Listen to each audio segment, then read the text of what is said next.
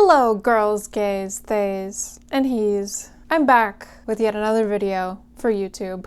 And this time, it's about the iconic whodunit movie, Glass Onion. That's right, a murder mystery that revolves entirely around solving death. It's all about who did it, what was their motive, and how did they do it. I love these kinds of movies because they just invite me to dig deeper into their storytelling. It's not just about the Easter eggs or the misplaced coffee cup in the background. It's about the little details that might mean something, the blink and you miss it sort of thing. Glass Onion is a standalone sequel to Knives Out.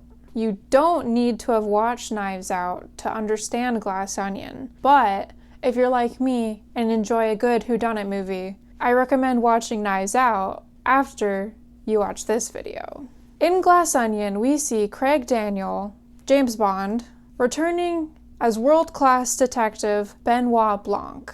This movie centers around tech billionaire Miles Bond and his gang of disruptors, as he invites them all for a getaway on his private commune in a Greece island. This movie takes place in May of 2020, which is important for two reasons.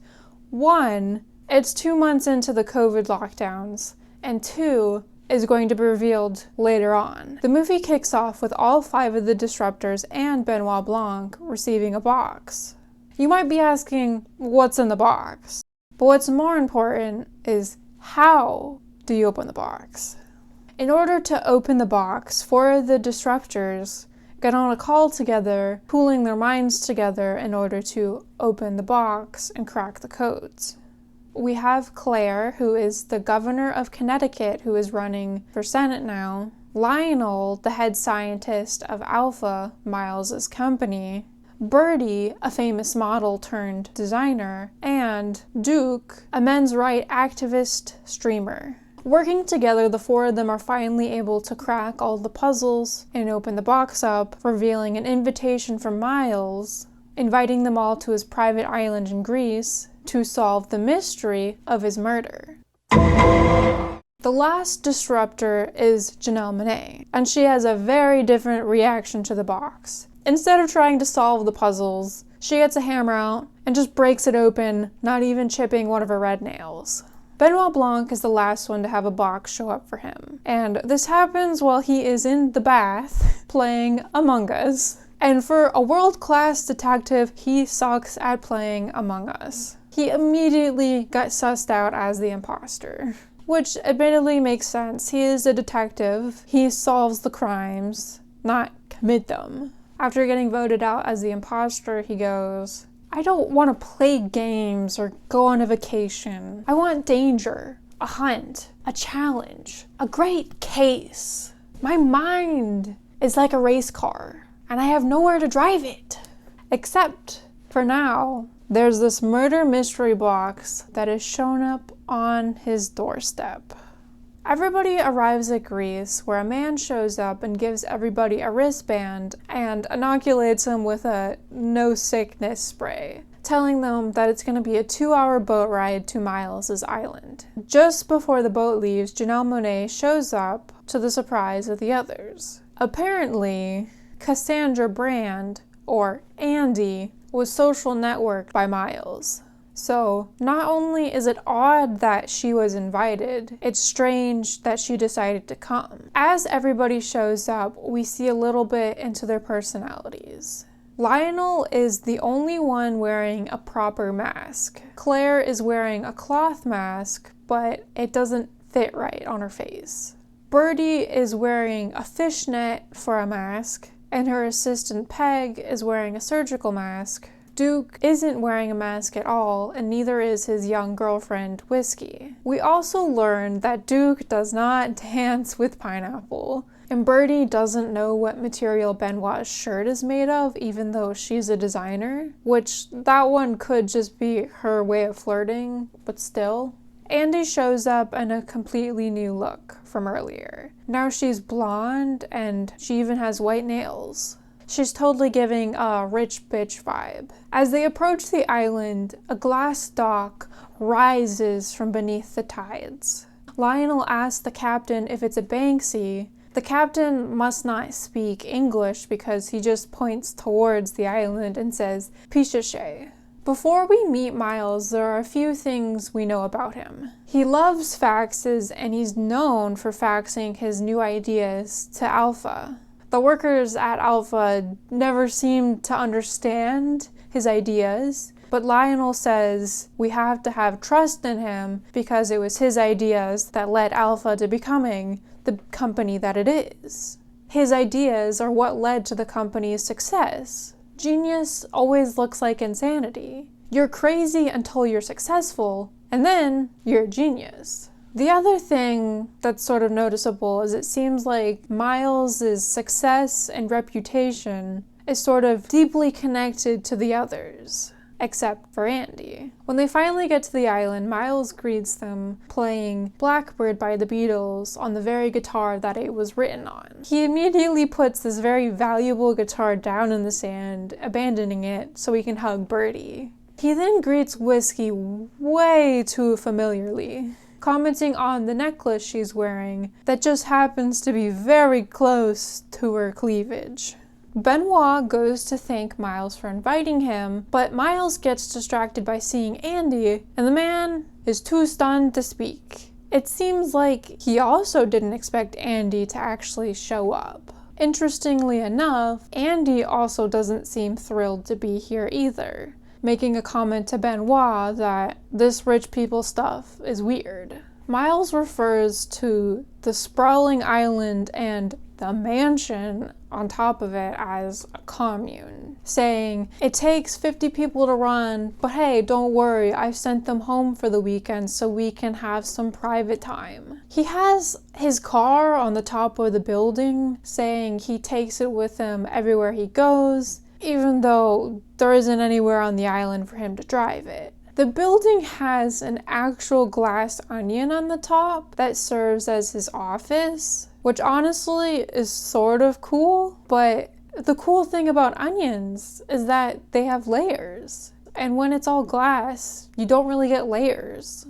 In his office, he has a framed photo of all of the Disruptors when they first met back in the early days at the Glass Onion bar. He also has the napkin that started it all. All of this is on top of a Fibonacci sequence, which, if you ask me, is a little pretentious. Personally, I only know what the Fibonacci sequence is because my dad really wanted me to do a science fair project on it, but I was like, no thank you. But the Fibonacci sequence basically is a sequence where each number is the sum of the two previous numbers. So probably in this context, it's like, oh, all the Disruptors were able to get where they are because they all came together and sort of added on top of each other, you know, the golden rule, friendship, blah, blah, blah.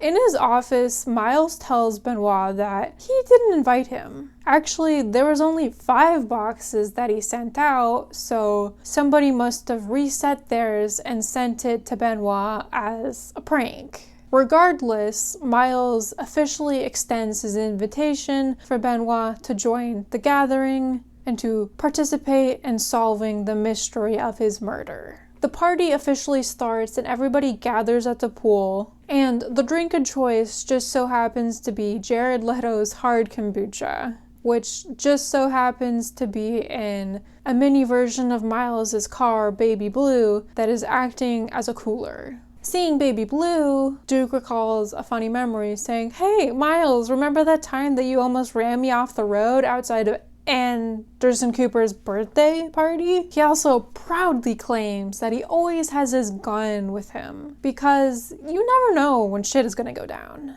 Birdie is sitting on a lounger and her assistant Peggy says, "Hey, you really need to speak to Miles."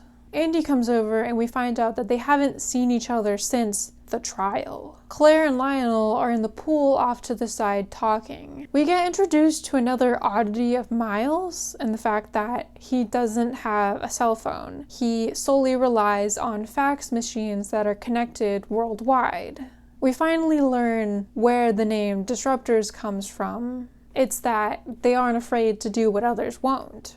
Birdie, after blackface and some other cultural insensitivities, made it big when she released a sweats brand just before the pandemic. Duke was the first Twitch streamer to reach 1 million followers. Claire is a soccer mom in beige throwing grenades into machine politics. Lionel is pushing the boundaries of science. He didn't wait 10 years licking the taint of academia. It's what Miles and Andy did with Alpha. You break something that people already want broken. That's the infraction point.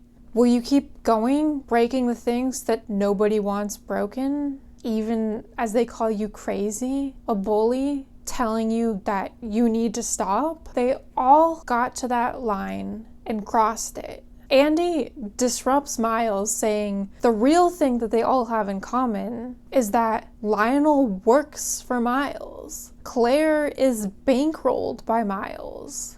After Birdie's mishap on Oprah comparing herself to Harriet Tubman, Miles angel invested her company. Duke was banned on Twitch for selling rhino horn pills to young boys. Miles set him up on YouTube and then promoted his stream. Everyone is holding on to Miles's golden titties. Each of them would stab a friend in the back in order to hold on. It's finally time for dinner, and Miles hands everybody their preferred drink of choice. After years of friendship, he knows what everybody likes and dislikes.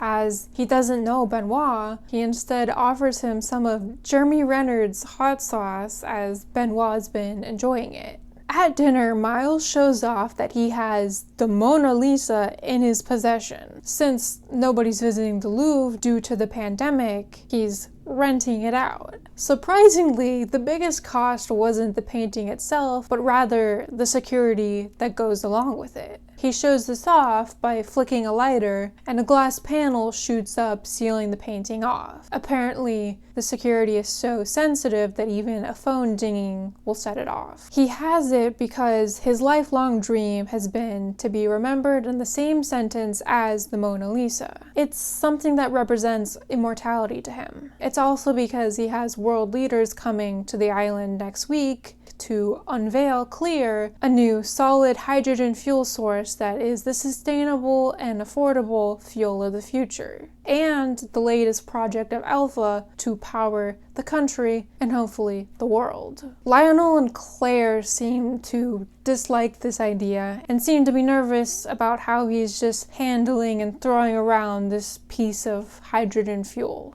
Lionel says, "Hey, I told you that I needed 2 years in order to test this and to see if this is even viable." But Miles proudly announces that he's already been testing it. Yes, the entire Glass Onion is being powered by Clear.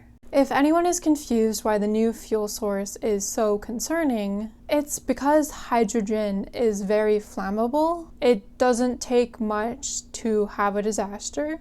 Case in point, the Hindenburg, a blimp that had a gas leak, fire breakout, and led to a lot of people losing their lives on board. Everybody sits down for dinner, and Miles reveals that the game has already begun. There have been clues and red herrings placed strategically around the island. It is up to them to figure out who is the killer, why they did it, and how they did it. It is supposed to take the whole weekend for them to figure it out. But Benoit has already solved the case, saying Birdie planted a remote device and a crossbow in revenge for Miles stealing her family's Ren diamond.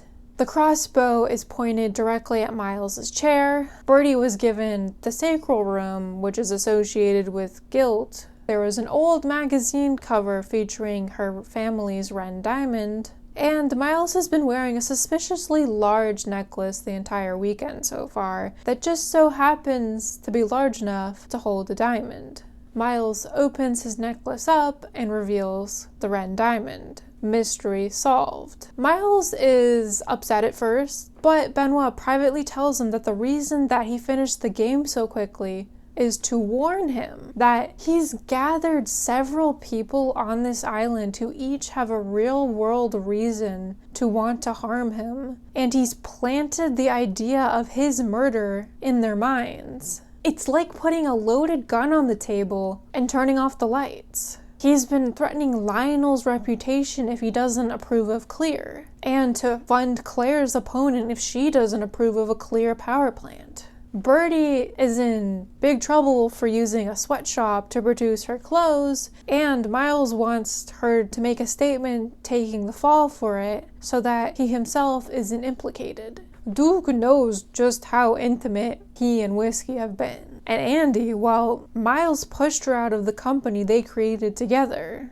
Back downstairs, everybody is sort of like, well, the mystery's done, and I sort of don't want to be here anymore, so we're just gonna leave early. Duke's phone keeps setting off the Mona Lisa's security system because apparently he has Google alerts for just about everything. And, well, Andy's presence this weekend has been the elephant in the room. It leads to her having a confrontation with the others, where she ends up storming off just as Miles and Benoit come back down. Duke's phone goes off again, but this time it's good news. Apparently his channel is getting a lot of views, and he shares this with Miles saying, hey, with these numbers, do you think maybe I can get a slot on Alpha News? Miles, trying to bring back the vibes of the party, goes and makes himself a drink, and of course he has a cup that has his name on it. And then he goes back to sit by Duke and makes a joke saying, hey, maybe this was a bad idea throwing this party, because maybe one of you actually wants to kill me. Wouldn't that be crazy? And then he makes a toast to all the disruptors. After the toast, Duke starts choking and can't breathe, and then all of a sudden, he dies. Upon examining him briefly, there's no obstruction in his airway, but they won't know what happened until an autopsy is performed. Benoit's guess is that something was intentionally put in his drink, and that's when Miles points out that, oh my gosh, Duke drank from my cup. So now he's freaking out, being like, oh my gosh, somebody is actually trying to murder me. It wasn't just a joke.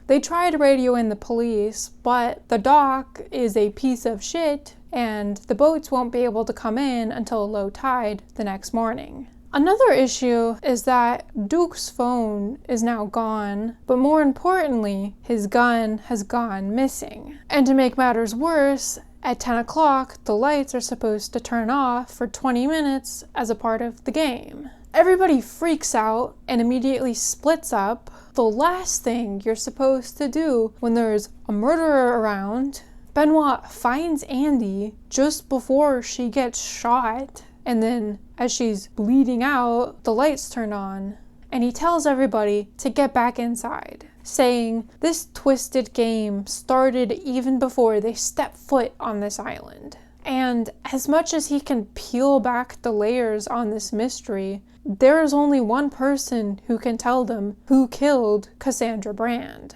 Who killed Cassandra Brand? If you don't want the core mystery of this movie spoiled, stop here and go watch it. Otherwise, welcome to the actual mystery of the movie. If you thought it was weird that Benoit Blanc came to an island murder mystery party after he just said he didn't want to play games or go on a vacation, then you would be onto something, because he didn't come here to play games. He came to solve Andy's death. But how can that be? Andy was alive and well up to this point, right? Wrong. We saw Helen, the twin sister and only remaining family member of Andy. Before anybody received their boxes, Andy was found dead from an apparent suicide as she fell asleep in the garage with her car running. Helen, looking for answers, checked her journal entries, since she has been keeping a journal since she was 6 years old, but there was no new entries in the day before her death. She did, however, find an email that Andy sent to the Disruptors, sans Miles, saying she found it. The thing that was finally gonna burn down Miles's empire to the ground, sending them a picture of a red envelope and giving them one last chance to make things right. While she's still at the house, a box shows up for Andy. We then see her breaking it open before taking it to Benoit Blanc, asking him to help solve the mystery of her murder. He has Helen attend the party as Andy. They are able to keep her death under wraps due to Benoit's connections. Doing so, she will become the catalyst, as one person will know the truth and won't hesitate to kill again. We learn that the disruptors came to be because Andy saw the potential in them, and she was the one who brought Miles into the fold, who was then able to help the others find success in their careers. She was the one who wrote the cocktail napkin that began Alpha. Her and Miles worked together being equal partners in the company until he had a run-in with a sketchy Norwegian scientist at an ayahuasca ceremony who convinced them of a new hydrogen fuel. Miles was willing to use all of the company's resources in order to do this, and she told him no. This could literally blow up the world. And in response, he went behind her back speaking to his lawyers and cut her out of the company. She tried to sue based on intellectual ownership, but nobody was able to find the original napkin, and the others testified that it was Miles who had the original idea, not her. Coincidentally, after the trial, he found the napkin and then proudly displayed it, now in his own handwriting. On the island, it is up to Helen to snoop, as each of them has a motive to protect Miles. It wouldn't make sense for Miles to commit a murder right after a very public court case with the possibility of the email coming to light, especially if somebody else was willing to do it for him. In Helen's snooping, she finds out that Claire and Lionel have already signed off on their Clear projects. And everybody tried to reach out to Andy after she sent the email to them, but none of them were able to reach her on the phone. And when they showed up at her house, even though Duke drove there so fast he almost got into an accident before Claire and Lionel showed up, and then Birdie a little bit later, none of them were able to reach her. Lionel forwarded the email to Miles via fax.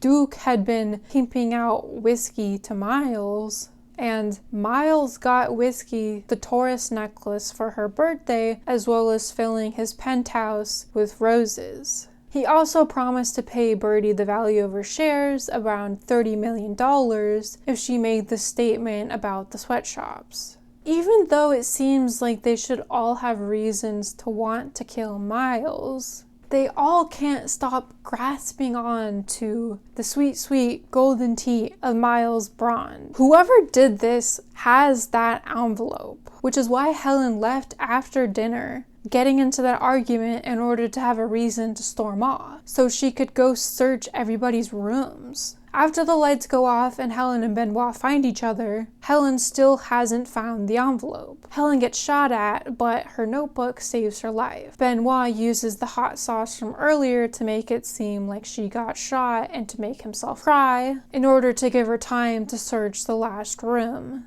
The glass onion. It was in plain sight the whole time. There were no layers to peel back. It was clear from the beginning. Miles Braun is an idiot. He is full of malapropisms and factual errors. For Christ's sakes, imbreviate is not a real word. Duke saw Miles leaving Andy's place, and after Duke saw the Google alert about Andy's death, he tried to use that to get a slot on Alpha News. Miles mixed up a drink with pineapple and handed it off to Duke before calling for a toast. Duke doesn't dance with pineapple because he's allergic to it. Miles used Benoit's warnings to twist the narrative, going as far as to literally turn off the lights and leave a loaded gun on the table. He was the one who shot at Helen. He was the one who killed Cassandra Brand after getting a fax from Lionel while he was in New York City for Whiskey's birthday. Helen shows everybody the original napkin that was hidden in the glass onion, but Miles takes it and burns it. There's nothing Benoit can do if there's no evidence and everybody's still willing to lie for Miles. But before he leaves, he hands something off to Helen. Helen reasonably is upset and starts breaking things. And to no one's surprise, Miles makes even more of an ass of himself even after killing 2 people and trying to kill a 3rd, which leads to the others joining in on the smashing of Miles's property. Helen goes to light some things on fire, and then we realize what Benoit gave her, a piece of clear. She throws it in the fire, and it ignites. The house, being run on the stuff and being full of leaked hydrogen particles, explodes and lights everything on fire, and the only thing that's safe is the Mona Lisa behind its security glass. But the funny thing from earlier is that Miles installed a way to override the security with a button so that he could get a better look at it. So what do you think Helen does? She pushes the button. And so Miles's Fuel of the Future barbecues the most famous painting in the world and ensures that he will forever be remembered in the same sentence as the Mona Lisa. What a way to be remembered. If you enjoyed this, then I once again have to recommend you to watch Knives Out if you haven't already. It follows a different mystery involving family and inheritance, where Benoit Blanc is called in for the death of a patriarch of a wealthy family. Thanks for watching, and don't forget to like, comment, and subscribe, especially if you want to see more mysteries. Bye!